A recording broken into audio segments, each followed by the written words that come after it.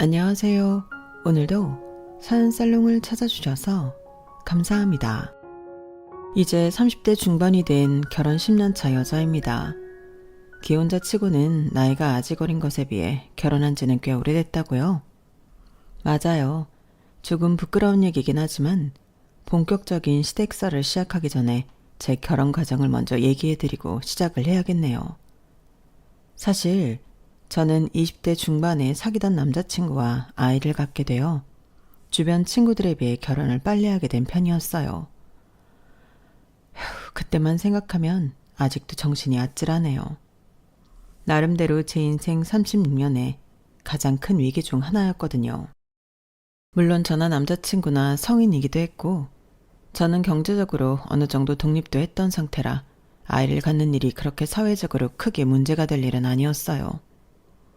하지만 결혼 전에 임신을 했다는 사실만으로도 당시엔 마치 입에 담을 수도 없는 어마어마한 사고를 저지른 느낌이었어요. 심지어 남자친구는 저보다 3살이 어린 연하였기에 아마 더 놀랐을 거예요. 비멸한다고 했는데도 그 낮은 확률을 뚫고 찾아와주는 아이가 있더라고요. 그게 제 이야기가 될 줄은 꿈에도 상상 못했지만요. 누나, 우리 이제 어떡하지? 진짜 임신이야? 테스트기가 잘못된 게 아니고? 나도 차라리 그랬으면 좋겠다. 그럴까봐 나도 2번이나 더 해보고 병원 가서 혈액 검사까지 받았어. 근데 임신이라잖아. 진짜 미안해. 어떡하냐 정말? 어떡하긴 당연히 지워야지. 지울 수 있어? 불법 아니야? 그럼 이대로 낳자고? 뭐 어떻게든 방법을 찾아봐야 될 거 아니야.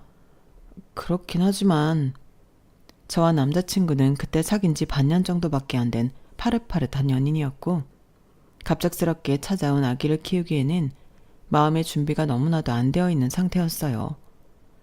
저는 아기를 꽤 좋아하는 편이라 언젠가 결혼을 하게 된다면 아이는 꼭 가질 거라고 늘 생각은 하고 있었지만 그게 그 나이 때는 아니었거든요. 결혼도 빨리 하고 싶어 하던 편이긴 했지만 남자친구를 만나기 전까지는 제대로 마음 붙일 만한 연애도 그럴 만한 사람을 찾지도 못했던 터라 완전히 나중 일로만 생각하고 있었어요. 저만 해도 이랬으니 남자친구는 오죽했을까요? 남자친구는 대학교에 입학하자마자 군대에 다녀오고 제대하자마자 복학하고 소개를 받아 저와 연애를 하다가 이렇게 된 거였으니 상황이 더 절망적이었을 거예요. 그때는 참 내 탓이라고 했다가 네 탓이라고 했다가 하면서 원망도 많이 하고 툭하면 우울해하면서 서로에게 상처도 많이 주고받았던 것 같아요. 그것도 다 저희가 미숙하고 어렸던 탓이었겠죠. 어쨌든 처음 임신 상황을 알아차렸을 때는 저희 둘 다 아이를 얼른 지워야겠다는 생각뿐이었어요. 이성이 거의 마비된 채로 매일 아이를 지우는 법을 찾아 헤맸던 것 같아요. 하지만 그때는 지금만큼 검색하면 모든 정보가 나왔던 때는 아니라서 그런지 생각보다 방법을 찾기가 어렵더라고요. 게다가 이런 민감한 문제는 쉬쉬하느라 바쁜 사회 분위기 탓인지 더더욱 찾을 수가 없었어요. 초기라 딱히 증상은 없었을 텐데도 매일매일 살얼음판을 걷는 긴장과 불안함 속에서 지내서 그런지 온몸이 쑤시고 아팠어요. 그러다 어느 날 지쳐있는 제 모습을 보고는 문득 남자친구가 그러더라고요. 누나, 근데 우리 그 아기 꼭 지워야 돼? 그게 무슨 말이야? 그럼 키우겠다는 거야? 우리가 만든 아기니까 우리가 책임져도 되는 거잖아. 우리 처음 아기 생겼을 때부터 지금까지 쭉 지울 생각뿐이었는데 생각해보니까 좀 이상해서. 원래 임신은 축하받아야 할 일이잖아.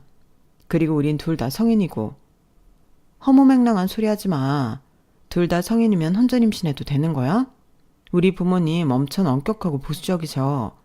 내가 혼전 임신한 거 알면 날 죽이려고 하실 거야. 내가 잘 설득해 볼게. 우리 낳자, 어? 갑자기 왜 이래? 내가 이 아기 낳는다 치자. 그럼 아기 키울 돈은 있어? 넌 아직 대학 졸업장도 못 땄고 돈은 내가 벌고 있는데 임신하고 출산하면 일 못하는 기간 동안 돈은 누가 벌라고? 내가 휴학하고 아기 태어나기 전까지 어떻게 돈 모아볼게. 그냥 낳자 우리.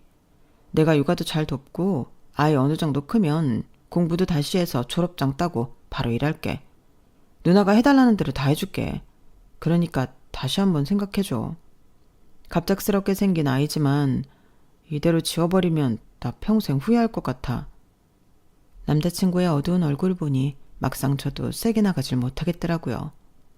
그도 그럴 게 저도 아이를 지우는 방법을 찾는 동안 점점 제 뱃속의 아이가 자라고 있다고 생각하니 점점 죄책감이 들기 시작했거든요. 이 아이도 어쩌면 태어나고 싶을지도 모르는데 제 입장만 생각하고 죄 없는 아이의 생명을 지워버린다 생각하니 아직 얼굴도 모르는 아이에게 한없이 미안해졌어요. 게다가 남자친구마저 저런 모습을 보이니 제 마음이 더 약해질 수밖에 없었어요. 그래도 우리가 악이 아니었으면 몇 년 연애하다가 헤어졌을지도 모르는데 평생 함께할 짝과 해야 할 결혼을 나랑 해서 후회하면 어떡해. 내가 임신해버리는 바람에 나랑 결혼했다고 나중에 나 원망하면 어떡하냐고. 내 실수인데 왜 누나를 탓해. 그럴 일 없어.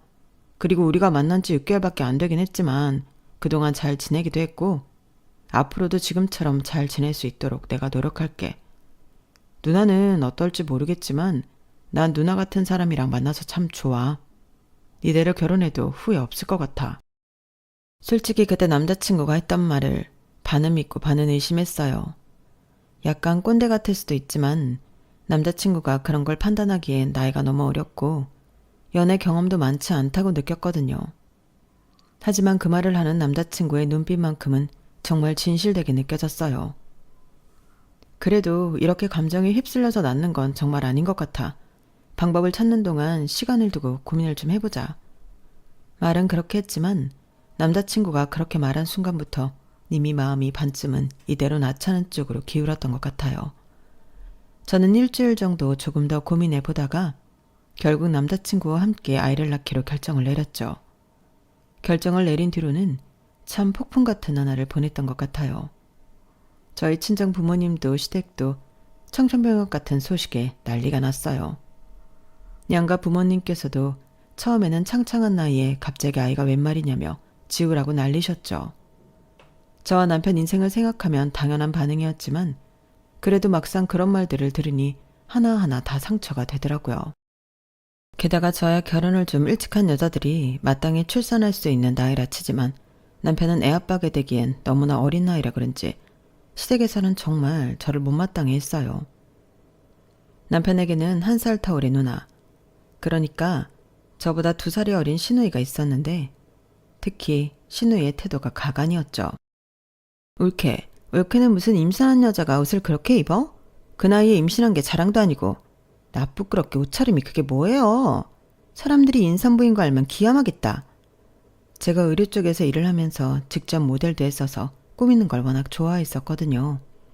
그래서 옷 취향이 워낙 하늘하늘하고 몸매가 드러나는 여성스러운 스타일이었는데 임신 초기라 배가 별로 나오지 않아서 평소 입던 스타일로 시댁에 인사를 갔을 때였어요. 처음부터 밉보이면서 시작하게 된 결혼 생활이었는데 겉보기에 이미지라도 조금이라도 예쁘게 보이고 싶어 차려입었던 건데 보자마자 썩은 얼굴로 저를 빤히 보면서 한다는 첫마디가 저거였어요. 게다가 시누이들이면 다 그런지는 몰라도 저보다 어리면서 묘하게 반말과 존댓말을 섞어서 말하는 게 기분이 참 나쁘더군요. 사회에서 만났으면 저한테 찍소리도 못했을 것 같은데 지 동생이랑 결혼했다는 이유만으로 나이도 많은 제가 형님 하며 존칭을 써야 하는 것도 너무 신경 쓰이고 짜증이 났어요. 아직은 배가 많이 안 나와서 옷이 들어가더라고요. 몇 개월 있으면 배 나와서 예쁜 옷들은 다 안 맞을 텐데 지금 이럴 때라도 많이 입어두려고요. 유하게 넘어가려고 애써 웃으면서 한 말에도 시누이는 무슨 심한 소리를 들은 사람 마냥 펄쩍 뛰더군요. 뭐라고요? 무슨 애 엄마가 꾸밀 생각이나 해. 애를 어떻게 키울까 그런 고민이나 할 것이지. 어차피 내일 모레 혼인신고하는 유부녀가 이런 아가씨 같은 옷 입어서 뭐 하려고? 임산부 아닌 척 남다리나 꼬시려고 그래요? 불쌍한 내 동생 놔두고? 그게 무슨 그런 생각을 할 리가 없잖아요, 형님. 누나, 대체 무슨 소리를 하는 거야? 쓸데없는 소리 하지 마. 괜히 사람 기분만 상하게. 아우, 내가 무슨 말을 했다 그래. 난 걱정이 돼서 그러지. 저놈의 배 때문에 결혼식도 못 올리고 있는데 그새 다른 남자랑 눈 맞아버릴까봐. 말도 안 되는 소리 그만 좀 해. 솔직히 그런 말을 처음 들었을 때는 너무 속상해서 빈 방에 몰래 들어가 조용히 눈물만 훔쳤어요. 잠깐 그러고 있으면 남편이 바로 찾아와서 달래주곤 했죠. 여보, 미안해. 우리 누나가 원래 좀 말하는 게 거칠어. 정말 미안해. 많이 속상했지? 제가 뭘 그렇게 막말을 들어야 할 만큼 잘못했나 분노가 치밀다가도 그때는 할 말이 없었던 것 같아요. 저는 나름대로 학교도 다 졸업하고 업계에서 어느 정도 인맥도 쌓아놓은 상태라 충분히 복직할 수 있는 환경을 마련해 놓은 상태에서 애를 가진 거지만 남편은 아니었으니까요.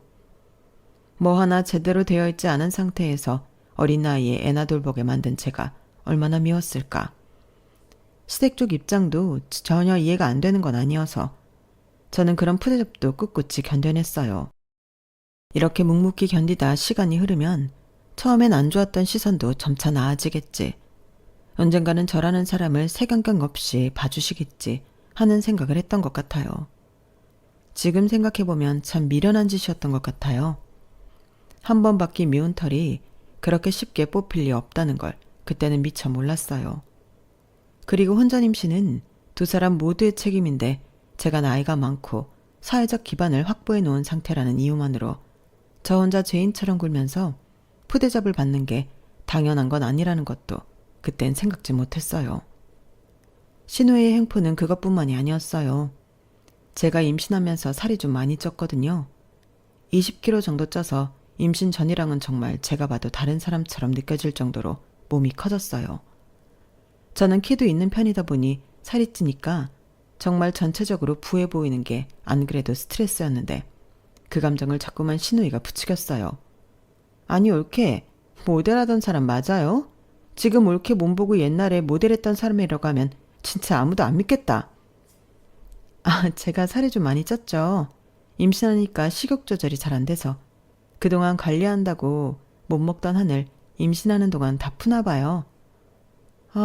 그래도 이건 좀 아니에요. 내 동생도 남잔데. 나이도 연상인데 살까지 이렇게 띠룩띠룩 쪄버리면 나중에 올케를 쳐다보기나 하겠어요?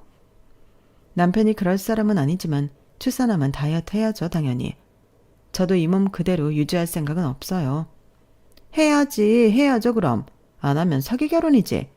그래도 올케가 그나마 봐줄 만한 게 얼굴이랑 몸뿐이었는데 봐요. 지금 다 망가졌잖아. 어린 나이에 애 생겨서 결혼한 건데 아무리 신뢰가 있다고 해도 다른 부부랑은 달라요. 남들보다 더 긴 세월을 같이 살아야 하는데 서로 안 질리게 관리 잘 하셔야죠. 결혼도 안 한 새파랗게 어린 시누이가 훈수둔답시고 그렇게 인생 2회차인 척 다 안다는 듯 말하는 게 참 어이가 없더라고요. 살찌기 전에는 임산부 같지 않다고 뭐라 하더니 임신해서 살이 찌니 모델하던 사람 같지 않다고 뭐라고 하는 것도 참 속이 빤히 보여서 역겨웠어요. 게다가 사람이 양심은 또 어찌나 없는지 제가 일을 할 때 선물 받은 예쁜 옷들이 많거든요. 그걸 알아서인지 저희 집에만 오면 드레스룸으로 쳐들어가는 건 일상 다반사였어요. 신우이가 무례하게 구는 거야 하루 이틀 일이 아니니 얌전히 구경만 하는 거면 그것도 그러려니 해줄 수 있었는데 신우이는 자꾸만 불쾌하게 사족을 달았어요. 어머, 이 옷 너무 예쁘다. 올케, 이거 저 주시면 안 돼요? 어차피 지금은 안 맞아서 못 입으실 것 같은데? 이렇게 화려한 옷은 애 낳으면 육아하느라 입고 나갈 때도 없겠다. 입고 나갈 때가 왜 없어요. 가족끼리 외출할 때도 입고 친구들이랑 약속 생기면 입고 나가야죠. 육아하는데 친구들이 불러줘요? 저는 약속이 진짜 많거든요. 한참 그럴 나이잖아요. 제가 전에 예쁜 옷 맘먹고 찾아보려고 해도 잘 못 찾겠던데 확실히 올케가 그쪽 일을 해서 그런가 보는 눈이 탁월하시네. 이거 가격도 비쌀 것 같은데? 약속이 적든 많든 아끼는 옷이라서 안 돼요. 보시는 대로 가격도 꽤 나가는 비싼 브랜드 옷이고요. 나중에 살 빼서 다 입을 것들이니까 탐내지 마세요. 제가 이거 형님 다 드리면 저는 나중에 뭐 입으라고요. 올케, 살 빼는 게 그렇게 쉬운 줄 아세요? 말처럼 그렇게 쉬우면 여자들이 다 날씬하지. 그리고 애 낳는다고 살 저절로 빠지는 거 아니라던데요? 오히려 애 낳으면 몸 망가져서 군살 생기고 더 빼기 힘들대요. 괜찮아요. 애 낳고도 날씬한 엄마들 많이 봤거든요. 저도 명색이 모델이었는데 안 해본 다이어트가 없을 만큼 빠삭하기도 하고요. 살 빼는 건 자신 있으니까 걱정 마세요. 와, 치사하다 치사해. 아니 원래 올케들은 동생한테 안 입는 옷 막 물려주고 그러지 않나? 나는 내 동생이 나보다 나이 많은 여자 데리고 왔길래 아 드디어 나도 올케가 생기는구나 하고 기뻐했는데 무슨 올케가 이래요? 어차피 입지도 못할 거 완전 욕심쟁이다. 제가 왜 올케예요 형님? 참나 이러면 옷들도 서운해해요. 주인이 왜 날 옷장에서 안 꺼내주지? 그러면서요. 그럴 바엔 입을 수 있는 사람이 열심히 입어주면 좋지 않나요? 걱정 마세요. 그럴 일 없게 제가 곧 입고 다닐 거니까. 에이 지금 몸 보면 못 그럴 것 같은데. 그래요. 그 옷 언제 입나 두고 볼게요. 1년 후에도 못 입으면 저 주는 걸로 해요. 약속! 툭 하면 제 살찐 몸을 비꼬면서 양심 없는 헛소리를 어쩜 저렇게 눈 하나 깜빡 않고 뻔뻔하게 잘해대는지 그냥 내가 죄인이다 생각하고 참자 싶다가도 한 번씩 욱해서 멱살이라도 잡고 흔들고 싶었지만 겨우 넘어간 적이 한두 번이 아니었어요. 신우의 그 어이없는 갈굼이 시도 때도 없이 떠오르는 덕분에 얻은 화병 대신 좋은 점도 하나 정도는 있었네요. 출산 후 정신없이 육아하느라 자칫 나태해질 뻔한 다이어트 의지가 불태워지긴 했거든요. 그래도 제 옆에서 저를 꿋꿋하게 지켜주는 남편 덕분인지 아이를 낳아 잘 길러보겠다는 제 결심은 마지막까지 꺾이지 않았고 그렇게 저희는 예쁜 딸을 낳게 되었어요. 딸을 낳아보니 그 조그만 게 얼마나 귀엽고 사랑스럽던지 신기하게도 남편과 저의 얼굴에서 장점만 반반 섞어넣은 얼굴로 예쁘게 태어난 딸을 보니 이상하게 마음이 울컥하더라고요. 제가 그때 성급하게 아기를 지웠다면 이 예쁜 얼굴도 못 봤겠지 싶은 생각 때문에요. 아이가 태어났던 순간은 정말 인생에서 잊지 못할 장면이었던 것 같아요. 하지만 기쁨도 잠시. 산후조리를 마치자마자 제 눈앞에 펼쳐졌던 건 전쟁 그 자체였어요. 남편은 정말 아이를 낳기 전에 약속했던 것처럼 저와 딸을 위해 최선을 다했어요. 대학을 잠시 휴학한 뒤 남편은 한 학기 동안 열심히 함께 휴가를 해줬어요. 덕분에 남들은 잠을 한숨도 자지 못해서 가장 힘들다던 100일까지 저는 남편과 하루씩 교대로 아이를 케어해서 잠도 어느 정도 확보할 수 있었고 상대적으로 몸이 튼튼한 남편이 아이를 자주 안아주고 집안일도 함께해서 그런 부분에서의 어려움은 없었던 것 같아요. 여보, 우리 정말 아기 낳기 잘한 것 같아. 그치? 내가 뭐랬어. 내가 잘한다고 했잖아. 우리 하정이 좀 봐. 어쩜 이렇게 예쁜 아기가 다 있을까? 그러니까. 근데 당신 복학하면 그땐 어떡하지? 지금이야 같이 하니까 좀 수월하다지만 나중에 나 혼자 아이를 볼 수 있을지 좀 걱정돼. 그래? 그럼 한 학기 더 휴학할까? 아니야. 그래도 언제까지고 미룰 수도 없는 거잖아. 차라리 빨리 졸업해서 일하는 게 더 나를 돕는 거야. 그건 그렇지. 말은 그렇게 했지만 남편의 복학 시기가 다가오면서 막연한 불안감 때문인지 스트레스가 점점 커지더라고요. 그 와중에 한 가지 더 스트레스였던 점은 신우이 때문이었어요. 신우이는 틈만 나면 예쁜 조카를 보러 온다는 핑계로 연락도 않고 저희 집에 방문하기 일쑤였어요. 나중에는 초인종 소리에 노이로제가 걸릴 지경이었어요. 이 시간이 올 사람이 없는데 누가 또 왔어? 내가 확인해 볼게. 아, 왜 그래? 누나네. 진짜 연락하고 오라니까. 내가 정말 면목이 없다. 미안해. 최대한 빨리 돌려보내 볼게. 아니야, 됐어. 들어오면 또 애 이쁘다고 한참 안 나갈 텐데 뭐. 어떻게 빨리 돌려보내려고. 냅둬. 때 되면 알아서 나가겠지. 미안해 여보. 미안하긴 당신 잘못도 아닌데. 남편이 미안해 죽겠다는 얼굴로 문을 열자 어디서 술은 또 실컷 퍼마시고 온 건지 잔뜩 벌게진 얼굴로 싱글벙글해진 형님의 얼굴이 보이더군요. 올케 저 왔어요. 네, 허락도 없이 어쩐 일이세요? 허락? 내가 뭐 언제 연락하고 왔나? 요 근처에 약속 있어서 왔다가 우리 귀여운 하정이 생각나서 얼굴 좀 보려고요. 아유, 우리 이쁜 하정이 고모 보고 싶었죠요? 고모도 보고 싶었지. 우리 하정이 보러 왔지. 그럼 고모가 이 집에 누굴 보러 왔겠어? 안 그래? 그치 하정아? 형님, 술 냄새 나니까 하정이 볼 거면 양치하고 손도 씻고 와서 봐주세요. 아기 면역에 치명적이에요. 아, 네, 알겠습니다. 우리 공주 위해서는 말을 들어야죠. 공주님을 낳아주신 위대한 올케. 어쩜 하는 말마다 그렇게 얄미운지. 얄미운 말에서 사람 속 끓이기 대회 나가서 상이라도 타온 사람 같았어요. 그래도 그 말을 일일이 대꾸해서 소란을 일으키는 것보단 못 들은 척하는 편이 에너지 소모가 덜하니 신우이가 애를 보러 왔을 때는 거실에 남편과 아이를 두고 그냥 방에 들어가 버렸어요. 그래도 제 동생 닮았다고 지 딸은 예뻐 보이는 모양인지 딸은 끔찍하게 예뻐했거든요. 그 모습조차 저는 꼴 보기 싫어서 신우이가 방문하면 저 대신 애 보러 온 고모보다 생각하고 방에 들어가서 좀 쉬었죠. 그러면 방문 너머 일부러 언성을 높여서는 또 이런 식으로 얄미운 소리가 들렸어요. 어머머, 하정아, 니네 엄마 그새 어디 갔어? 코 자나? 어떻게 이렇게 작고 이쁜 딸을 버리고 들어갈 수가 있어? 니네 엄마 너무하다. 그치? 고모 왔는데 쳐다도 안 보고 하정이도 엄마 버리고 고모한테 올래? 고모랑 살까? 누나, 헛소리 하지 마. 우리 하정이가 왜 누나한테 가? 야, 너도 네 마누라 닮아가니? 왜 이렇게 예민해? 그냥 농담하는 거지. 어차피 하정이가 내 말 벌써 알아들을 리도 없고. 애가 아무리 말을 못 알아듣는다고 해도 할 말이 있고 안 할 말이 있지. 그리고 사람이 꼭 말이 통해야 알아듣는 거야? 분위기로 감지할 수 있는 것들도 분명 있다고. 아, 알았어. 알겠다고. 자식이 결혼하더니 정색은. 나이는 한참 어린 게. 그래봤자 우리 1살 차이거든. 그리고 내 아내한테 그딴 식으로 말하지 말라고 몇 번 말해. 누나보다 2살이나 많은 사람이야. 그렇게 하대하듯이 하지 마. 집에도 연락 좀 하고 오고. 야, 내가 내 동생 내 조카 집에 오겠다는데 맨날 허락받고 와야 돼? 우리 가족이야. 그러는 너는 뭐 우리 엄마 아빠 집 올 때 허락받고 오냐? 그리고 내가 언제 올케를 하대했다 그래. 애한테 장난 좀 친 걸 가지고 2절 3절. 아, 기분 나빠. 솔직히 올케가 좀 너무한 건 맞잖아. 어떻게 신우이가 왔는데 오자마자 방에 쏙 들어가 버리냐? 내가 뭐 애 봐주러 왔어? 애 예뻐만 하다 가려고 왔지?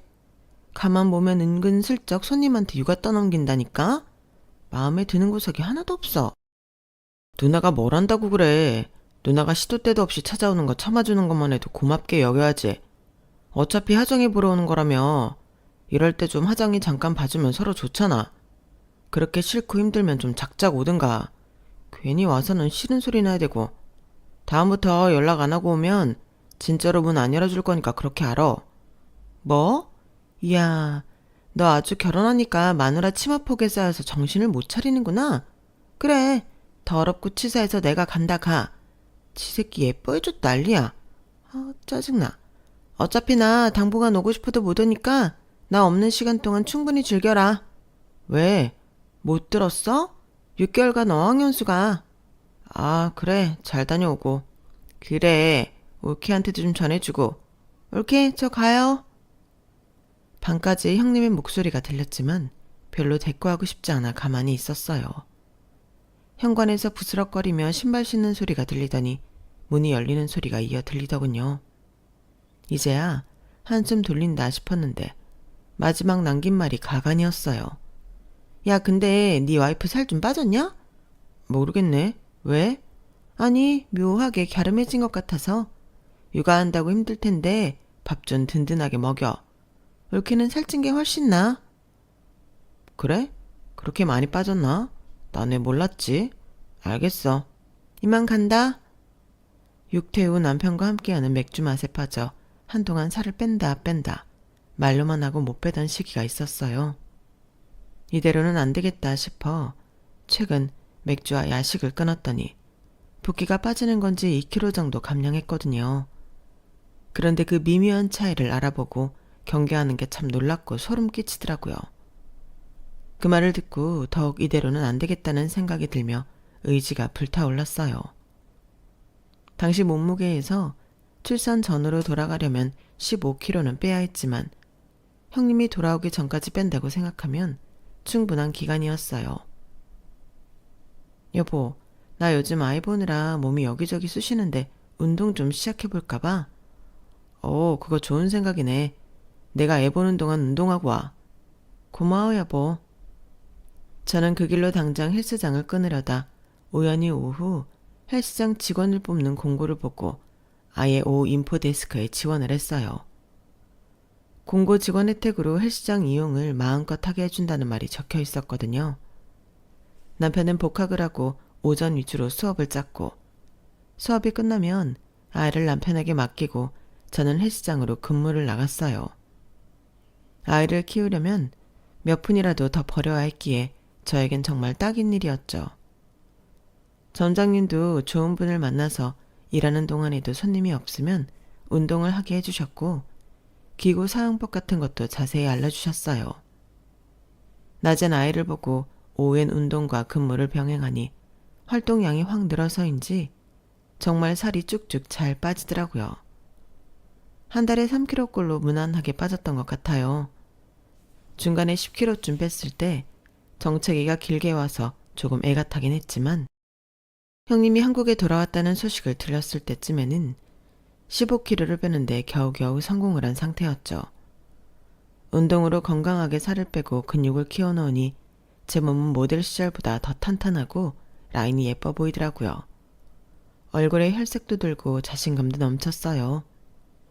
예전에 옷장에 쌓아놓고 못 입던 옷들도 하나둘 꺼내 입으면서 행복감을 느끼고 있을 때쯤 시부모님의 생신이 다가왔어요.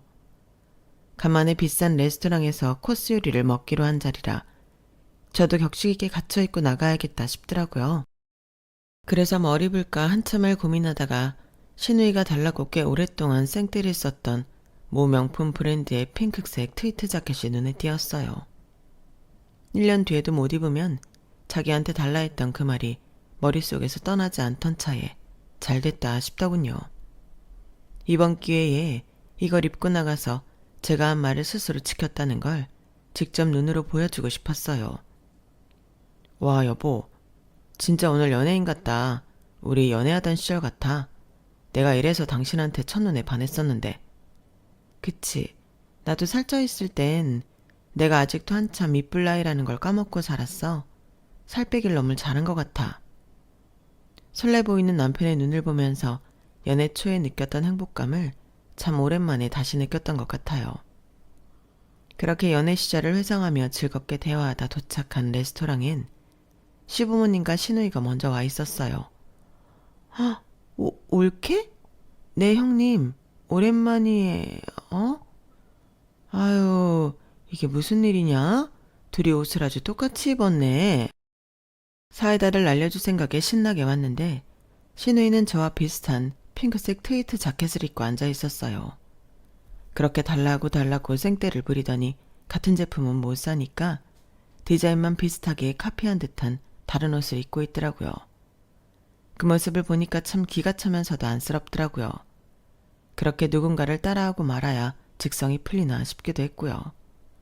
어찌됐든 제가 싫어하는 사람과 얼핏 보면 같은 옷을 입고 있다는 게 좀 불쾌하더라고요.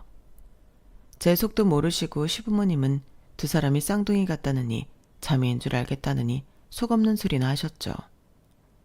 형님도 제가 이 옷을 입고 나올 줄은 몰랐던 모양인지 벙쪘더라고요. 그렇게 저희끼리만 느끼는 어색한 분위기 속에서 식사가 시작됐어요. 이렇게, 근데 살을 언제 이렇게 많이 뺀 거예요? 나 처음에 저쪽에서 걸어 들어오는데 못 알아볼 뻔했잖아. 그러니까 우리 며느리가 정말 인물은 훤칠하다니까. 키도 크고 얼굴도 작고 살 빼니까 아주 인물이 나네 나. 에이 엄마, 그건 너무 오바다. 키 큰 건 맞는데 올케가 인물이 그 정도는 아니지. 나는 올케 살쪘을 때가 오히려 얼굴이 낫던데. 동글동글 복스러워 보이고. 어머 그래요? 다들 주위에서 살 빼는 게 낫다고 하던데 그쪽은 형님 취향인가 봐요. 그래서 형님께서 이렇게 볼살을 동그랗게 찌워오신 거구나. 미국에 맛있는 게 많았나 봐요. 뭐라고요? 그치. 안 그래도 나도 그 소리 하려고 했다. 너 대체 뭘 그렇게 먹어댄 거야? 미국엔 고칼로리 음식 많다고 그렇게 조심하라니깐. 엄마, 나 별로 안 쪘거든요. 어머 안 찌긴요. 미국 가시기 전에 저희 집에 왔을 때 똑똑히 기억하는데 그땐 이렇게 얼굴이 동그라지진 않으셨어요. 근데 뭐 형님이 그게 좋으신 거면 됐죠. 확실히 복스러워 보이긴 하네요. 올케 그만해요. 좀 짜증나려고 하니까. 왜 짜증나세요? 저는 형님이 한 말 그대로 한 것뿐인데. 참나, 뭐 살 뺀 거 자랑하러 왔어요? 그래서 이 옷도 굳이 내 앞에 입고 오셨나? 살 뺐으니까 이제 넘보지 말라고? 그러는 형님은 이 옷은 뭐예요? 제가 안 주니까 어디서 비싼 거 따라 사신 거예요? 아, 비싸지도 않겠네요. 그 정도 갖고 싶으셨던 거였으면 그때 그냥 드릴 걸 그랬나 봐요. 명품 카피 제품을 진품 마냥 입고 다니는 것만큼 사람 격 떨어져 보이고 민망한 게 없는데 보세요. 옆에 놓고 비교하니까 색감부터 다르잖아요. 얘들이 밥상머리 앞에서 왜 분위기 흐리고 있어. 그만들하고 식사해. 그리고 명품 얘기가 나와서 말인데 얘가 이렇게 속없이 보이고 얄밉게 말해도 다 너 생각한다. 며느라, 이번에 한국 들어오기 전에 미국 아울렛 가서 우리 명품 선물 싹 사오지 않았겠니? 나도 하나 받고 이 사람도 하나 받았다. 네 것도 있다고 했으니 한번 보렴. 시어머니께서 하얀 종이봉투를 건네셨어요. 겉에 하이엔드 명품 로고가 박혀 있었는데 조금 철렁하더라고요. 이 인간이 나한테 그럴 리가 없는데 정말로 이렇게 비싼 선물을 사왔다고 싶었거든요. 도대체 이게 어떻게 된 일인가 의문이 드는 와중에 손은 착실히 포장을 풀고 있었어요. 와, 이거 몇백만 원은 할 거 아니야? 당신 것도 사왔을 줄이야. 감동이다. 순수하게 감동받은 남편의 목소리를 들으며 제품을 꺼냈을 때 저는 표정이 실시간으로 굳는 걸 티내지 않으려고 노력해야 했어요. 의류 관련 일을 하면서 제일 먼저 배운 게 유명 명품 브랜드 로고의 디테일로 진품을 구분하는 법이었는데 신우이가 선물한 가방은 누가 봐도 가품이었거든요. 마감도 꽤 깔끔하고 광택도 잘 재현해서 잘 모르는 사람들이 보면 진품으로 착각할 만했어요. 이걸 좋아해야 하나 말아야 하나 고민하는데 저와 약간 말다툼을 한 후라 뾰로통해져 있던 얼굴에 묘한 미소가 감돌더군요. 느낌상 방금 제가 한 말 때문인 것 같았어요. 명품 카피를 진품 마냥 입고 다니는 것만큼 없어 보이는 게 없다고 한 소리요. 지금 이 인간이 저에게 가품을 선물하면서 제가 바로 그런 인간이 되어야 할 예정이었으니까요. 다만 이 자리에서 이게 가품인 걸 밝혀서 분위기를 망치고 싶지는 않아서 그냥 넘어가기로 했어요. 감사합니다, 형님. 제 것까지 챙겨주실 줄은 몰랐네요. 많이 비쌌을 텐데. 이 돈으로 트위트 자켓이나 진품으로 사시지. 그 돈 아껴서 저한테 명품까지 선물해 주시고 감동이에요. 아, 그놈의 트위트 얘기 좀 그만해요. 짜증나니까. 가방이나 잘 메고 다녀요. 올케한테 딱 어울리는 가방이라 생각나서 산 거니까. 형님한테 더 잘 어울릴 것 같은데요. 안 그래도 저도 같은 디자인으로 하나 샀어요. 으스대며 제 옆에 놓여있던 가방을 들어 보여주는데 진짜 어이가 없었어요. 자기 건 또 진품으로 샀더라고요. 뭐 저런 인간이 다 있지 싶은 와중에 스테이크가 나왔어요. 제 스테이크를 다 썰고 먹으려는데 어머님께서 칼이 잘 안 된다고 하시더라고요. 어머님, 그럼 이거 드세요. 그거 제가 잘라서 먹을게요. 아유, 그래도 되나? 고맙네. 며느리가 최고야. 다 썰려있는 제 접시를 어머님께 드리면서 어머님 그릇을 저한테 가지고 오려고 팔을 뻗었는데 갑자기 스테이크를 썰던 형님이 칼을 제 트위트 자켓 팔 부분에 대고 쭉 그었어요. 굵은 실들이 엮여있는 트위트라 칼이 실에 제대로 걸려서 연약한 트위트의 실들이 두두둑 끊겨버렸어요. 형님, 지금 뭐 하시는 거예요? 어머머, 죄송해요. 스테이크 썰다가 그만. 그걸 말이라고 하세요? 접시에 놓여있는 걸 썰다가 갑자기 제 팔을 그은 게 고의가 아니라고요? 네, 아니에요. 당사자가 고의 아니라는 게 왜 그러세요? 고의로 그랬다고 해야 마음이 편하세요? 내가 올케를 미화했다면 명품 선물도 안 했겠지. 절 너무 부정적으로 생각하지 마세요. 날씬했을 때도 제가 아끼고 아껴 입던 옷이었어요. 특히나 이 옷은 성인이 되고 엄마가 사주신 첫 명품 선물이었거든요.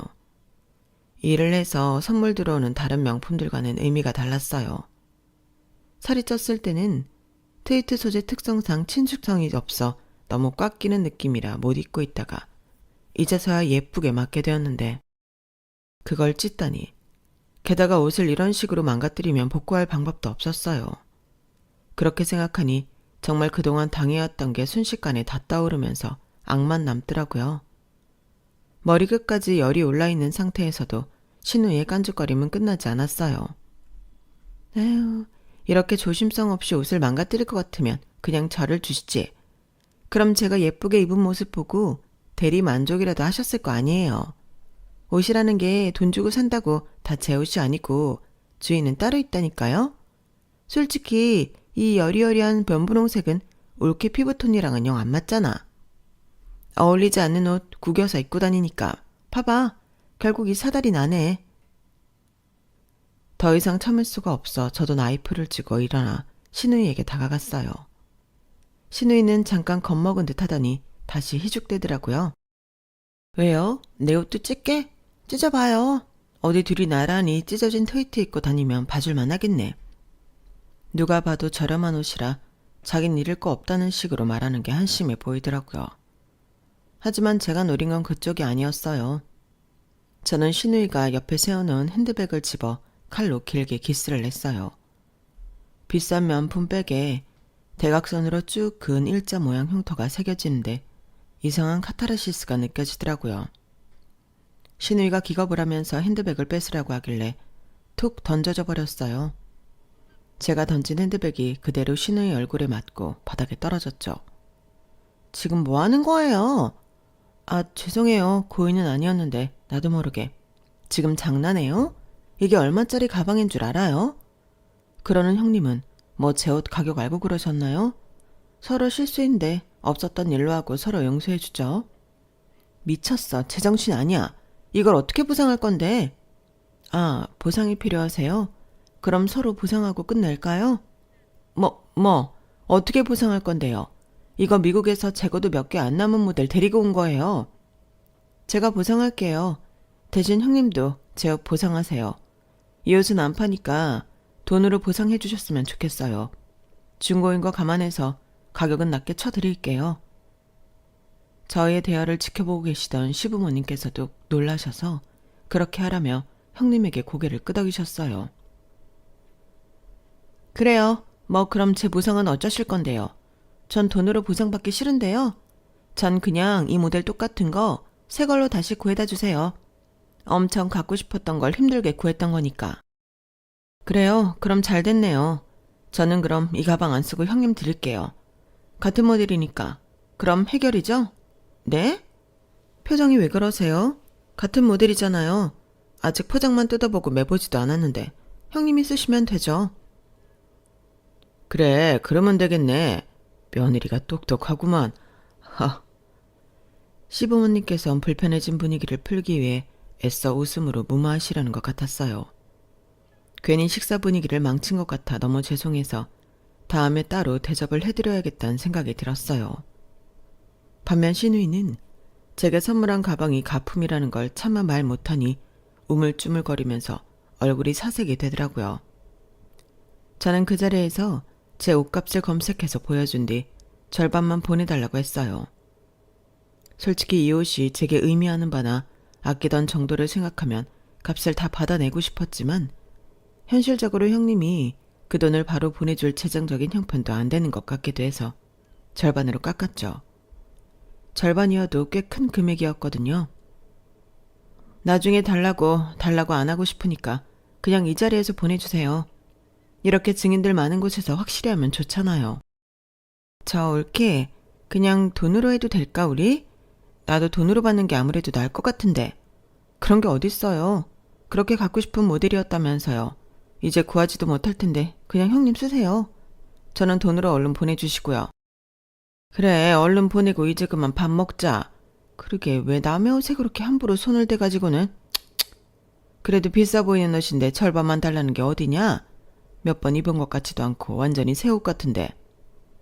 어머님께서 옆에서 핀잔을 하시자 더 이상 물러날 곳이 없었는지 형님은 제 계좌로 돈을 송금했어요. 그 꼴이 참 볼만하더군요. 그 뒤로는 발발 떠는 꼴이 우스워서 속으로 웃음을 한참 삼켰네요. 속이 뻥 뚫리는 듯한 시원함에 간만에 기분 좋은 가족 모임을 마치고 집으로 돌아가는데 형님께 전화가 왔어요. 올케 진짜 1억이야? 농담이죠.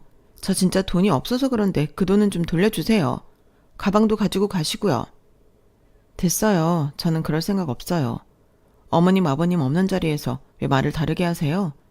저는 아까 의사표현 다 했으니까 구질구질하게 이러지 마세요. 전화를 확 끊어버리고 저는 한참 동안 웃음을 터뜨렸어요. 남편은 영문도 모르고 제가 화통하게 웃는 모습은 오랜만에 본다며 좋아하더라고요. 나중에 자초지종을 설명하니 남편도 지긋지긋하다며 학을 뗐어요. 누나가 이 정도로 굴 줄은 몰랐다며 저에게 사과를 하고는 다시는 누나와 마주칠 일 없게 만들어주겠다고 약속을 하더라고요. 남편이 직접 온몸으로 체감을 해서인지 정말 그 다음부터는 신우이와 만날 일은 별로 없었어요. 그렇게 조카 예쁘다더니 이제는 어쩌다 한번 연락을 하게 돼도 제 딸 안부도 묻지 않더라고요. 그렇게 까불다 큰 코 다치더니 기가 확 죽은 것 같더라고요. 그러니 사람이 잘해주고 참아줄 때 적당히 했어야 했는데 선을 모르고 넘나든 자의 최후는 항상 이런 것 같아요. 여기까지 긴 사연을 봐주신 여러분께 한마디 드리고 싶다면 선을 침범하는 사람의 발은 한 번쯤 꾹 아주 세게 밟아주는 게 좋겠다고 말씀드리고 싶네요. 선을 넘었다가 아팠다는 기억이 각인되면 더 이상 함부로 선을 넘지 않더라고요. 참지 마시라고요. 물론 여러분의 인생에는 이렇게 선을 넘나드는 사람이 없길 바라지만요. 그럼 항상 건강하시고 오늘도 내일도 행복하세요. 여러분, 사연 댓글에 응원과 현명한 조언 부탁드려요. 좋아요와 구독은 저에게 큰 힘이 됩니다. 오늘도 좋은 일 가득하세요.